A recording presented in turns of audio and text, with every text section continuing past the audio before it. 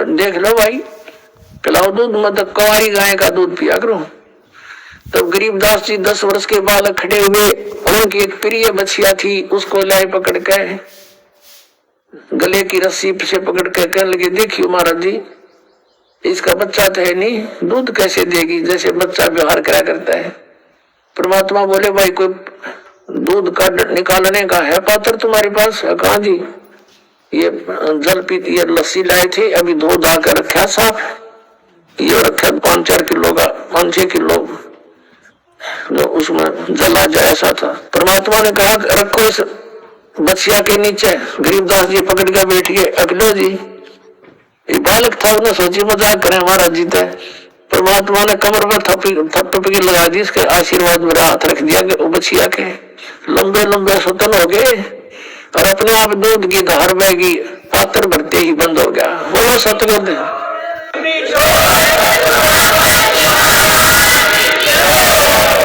अब गरीबदास जी ने परमात्मा को दिया, कबीर परमेश्वर जी को, सतपुरुष को। कुछ परमात्मा ने पिया, फिर काले भाई पा लियो, आ जाओ तुम भी पी लो। ये सतलोक से आया हुआ है, यहाँ का नहीं है। अब वो पाली बोले अपना पियो है, इधर दूध अंतर का दूध है। और तरीके मेरा कौन सी जाति का, तो उसने छुआछात बहुत ज्यादा थी। अब वो तो उठ कर चले गए। कहते सकल पदार्थ है जगमा ही, कर्महीन नर पावत नाही। गरीबदास जी बोले, ला मन ने मुझे दो महाराज, और पी गए गट गटे। फिर अब वो तो अमृत है, सतलोक थे, वो अमृत पिए बाचा आदि आत्मा वैसे ही निर्मल हो जाती है। फिर ज्ञान सुनाया परमात्मा, उनकी आत्मा को सचखंड लेकर गए, सारे ब्रह्मांड दिखाए। उधर से कुछ देर के बाद पालियों ने देखा, रे बालक कहा बाबा जी कित गया? वो कहते हैं बाबा जी तो गया दिखा, और वो बैठा लड़की का लड़का। आवाज लगा, उसको बुला लो, यहाँ पर अपनी सेवा करेगा, गवों को घेरेगा। आवाज लगाई, नहीं उठे। एक जने ने जाकर निकट से कहा, अरे भगत, हे गरीबू आजा। और बिल्कुल साथ जाकर उसको पकड़ के बोला, अरे भगत जी खड़ा हो। समाधि लाए बैठा। अब वो लुट गया, क्योंकि आत्मा उसमें थी नहीं। सबने चिंता होगी, सारे भाग कर आए, क्या हो गया क्या हो गया? अरे लड़की का लड़का मर गया, इकलौता पुत्र, अब वह लड़की मरेगी। हाहाकार मच गया, गांव में भागी आई, 2 बच्चे 2 पाली। नगर में सन्नाटा छा गया, भागे गए, माता पिता बेहोश हो गई पुत्र की मृत्यु सुनते ही। और वो गांव के लोगों का उधर चल पड़े, निकल कर वहां से लाई उठा करके कुछ वहां लगे 5-4 घंटे उनको लाने ले जाने में। 7-8 शाम के समय उसका अंतिम संस्कार करने के लिए चिता पर रख दिया बालक के शरीर को। उधर से परमात्मा ने सारे ब्रह्मांड दिखा के, अपनी सतीति से परिचित करवा के और सारा कुछ बता दिया। जैसे जब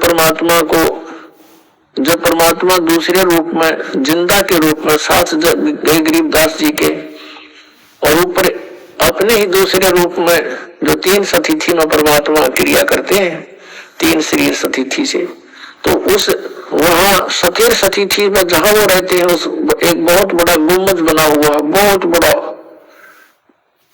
इस पूरी पृथ्वी से भी के जितना, और उसके सेंटर में मालिक विराजमान है।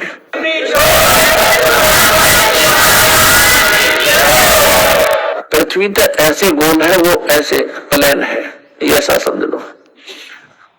अब वहां बैठे भगवान नीचे से गए थे जिंदा के रूप में, तो परमेश्वर ने अपने ही दूसरे रूप पर चौर करना शुरू किया। गरीबदास जी ने सोचा, बाबा जी तो यहाँ का कोई इनका नौकर है, सेवक है, और भगवान ये बैठा भगवान तो कितना सुथरा, सारे तेजों में शरीर हो, बहुत अच्छा। इतने में क्या हुआ, वो तेजों में शरीर जिसके एक रोमकूप में करोड़ सूर्य करोड़ चंद्रमा मिला दे, वो रोशनी भी फीकी रहे, वो खड़ा हुआ, और उसके स्थान पर वो नीचे से गया हुआ जिंदा वाला शरीर रूप वहां बैठा, और वो चौर कराया तेजों में शरीर खड़ा होकर के। अब गरीबदास जी देखा भी बाबा जी भी अंडी है गति, इसके ऊपर भगवान भी इसकी सेवा करे, यू कैसे भाई? बालक था, इतने संकल्प विकल्प हो रहे थे, इतने में वो तेजोमय शरीर उसमें समा गए, जिंदा वाले महात्मा के शरीर। तो और अपने आप ऊपर सेवा कर रहा है ऑटोमेटिक, बगैर किसी सपोर्ट के।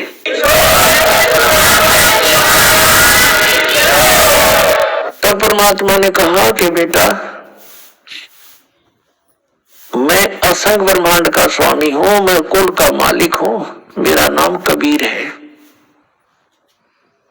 और मैं बनारस में 120 वर्ष, काशी में 120 वर्ष रहा और अपना ज्ञान प्रचार किया। लेकिन इस काल ने और मेरे ही बच्चों को काल ने अपने पाले में खड़ा कर रखा है। किसी को तो ब्राह्मण बना दिया, किसी को मुल्ला काजी बना दिया है, और किसी को ऋषि मंडलेश्वर झूठे पद देकर ये मेरे दुश्मन बना दिए बेटा, मेरे ही बच्चों को।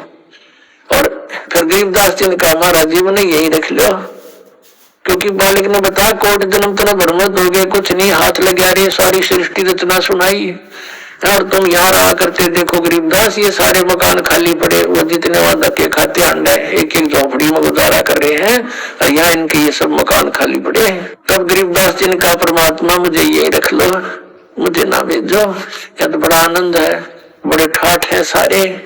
तो परमात्मा ने कहा, तूने जाना पड़ेगा, क्योंकि जहां से जब आप गए थे सब भक्ति से परिपूर्ण थे, आप फुल चार्ज थे।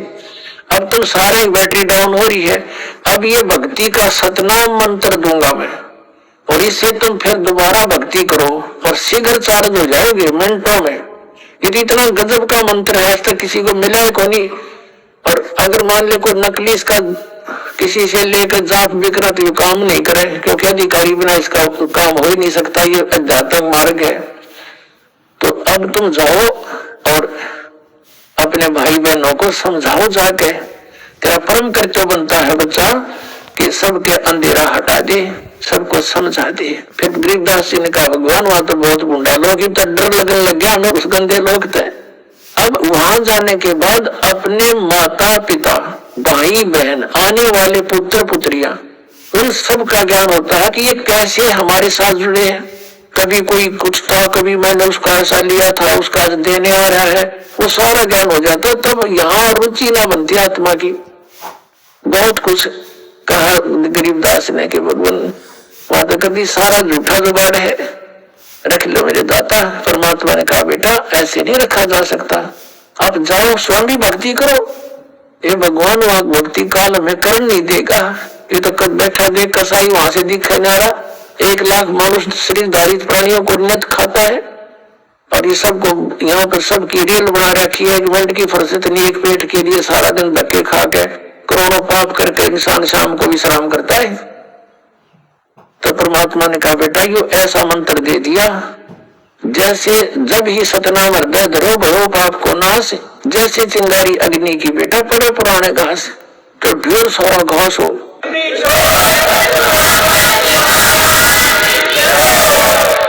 अब कितने पाप हो लिए तुम्हारे अनजान पड़े में, आगे ना करियो।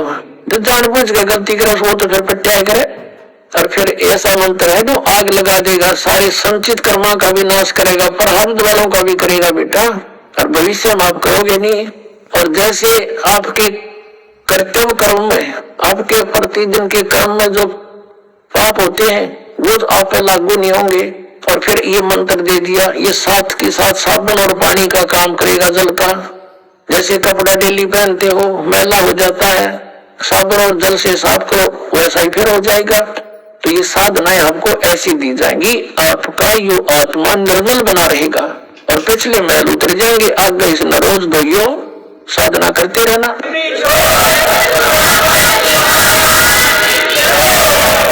तो बहुत कुछ समझाया। फिर गरीबदास जी ने कहा, परमात्मा मेरे साथ रहना। अब बेटा कोई बात है, भगत का मैं साथ नहीं रहूंगा तो काल तो उसको सबसे पहले मार डालेगा। तो ये सब कहा, कह समझा के और भेज दिया वापस। उधर से चिता पर रखा हुआ था अंतिम संस्कार करने के लिए। जो ही परमात्मा ने आत्मा को द्वारा प्रवेश किया, वो बंधन जो ऊपर बांध रखे थे वो अपने आप टूट गए। हलचल हुई, शरीर में खड़ा हुआ, और परमात्मा देखा हुआ था वो लोग, वो वाणी मालिक ने गरीबदास जी के हृदय में अपना वो ज्ञान दोबारा फीड कर दिया, क्योंकि दाता को पता था कि काल के दूत मेरे मार्ग में आएंगे, मेरे ज्ञान को कुछ बिगाड़ देंगे, कबीर सागर वाले को। उसकी पूर्ति गरीबदास जी के द्वारा करवा दी परमात्मा ने। और कबीर सागर में लिख रखे हैं कि 12वां पंथ आओगा तो गरीबदास जी का संवत 1774 में मेरी वाणी फिर प्रकट होगी, मेरी महिमा। और फिर उस 12वें पंथ में, ये 12 पंथ तक तो ऐसे ही भक्ति नहीं कर सकते क्योंकि इनका समझना हो या कहानी। 12वें पंथ में फिर आगे चल के हम आएंगे और सब पंथों को मिटाकर एक ही पंथ चलाएंगे।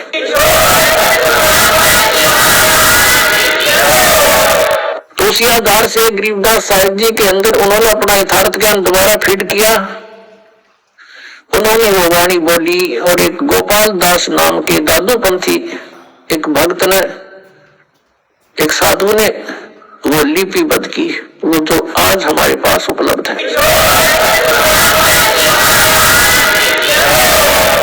अपने आत्मा परमात्मा आए थे 600 वर्ष पहले। उन्होंने जो लीलाएं की थी वो गरीबदास साहिब जी ने पुनः वैसे ही चित्रण की जैसे तुलसीदास जी हुए हैं जो भगवान विष्णु के उपासक थे। उन्होंने श्री रामचंद्र जी की जीवनी रामायण जो कहलाती है वो लाखों वर्ष पहले जो भी घटना घटी थी, अब कलयुग के अंदर अपनी जीव दृष्टि से देखकर अपनी लैंग्वेज में, अपनी भाषा में, चौपाइयों में, संत भाषा में दोबारा ज्यों की त्यों लिपिबद्ध कर दी।